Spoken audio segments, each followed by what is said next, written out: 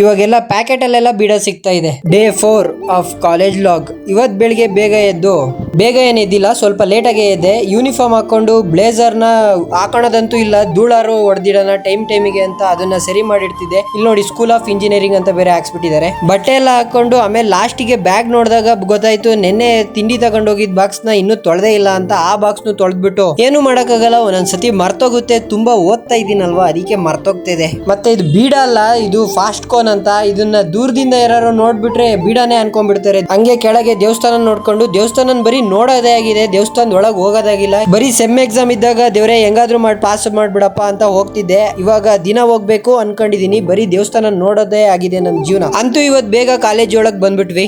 ಬಂದಿದ್ ಮಾತ್ರ ಅಲ್ಲ, ಇವತ್ತಿನ ಕ್ಲಾಸಸ್ ಎಲ್ಲ ಮುಗಿಸ್ಕೊಂಡು ನನ್ ಫ್ರೆಂಡ್ ಬೈಕ್ ಇಂದ ಏನೋ ಪ್ರಾಬ್ಲಮ್ ಇತ್ತು, ಅದಕ್ಕೆ ಆ ಶೋರೂಮಿಗೆ ಹೋಗ್ತಾ ಇದೀವಿ. ಶೋರೂಮ್ ಅಲ್ಲೆಲ್ಲ ಕೆಲಸ ಮುಗಿಸ್ಕೊಂಡು ನಾವು ಆ ಬೈಕ್ ನ ರಿಪೇರಿ ಮಾಡಿಸ್ಕೊಂಡೆಲ್ಲ ಬಂದ್ವಿ. ನನ್ ಫ್ರೆಂಡ್ಸ್ ನನ್ ರೂಮ್ ಅಲ್ಲೇ ಇದ್ರು. ಹಂಗೆ ಸ್ವಲ್ಪ ಹೊತ್ತು ಮಾತಾಡ್ಕೊಂಡು ಅವರು ಹೋದ್ರು. ವಿಡಿಯೋ ಇಷ್ಟ ಆಗಿದ್ರೆ ಫಾಲೋ ಮಾಡ್ಕೊಳ್ಳಿ. ಬಾಯ್, ನಾಳೆ ಸಿಗೋಣ.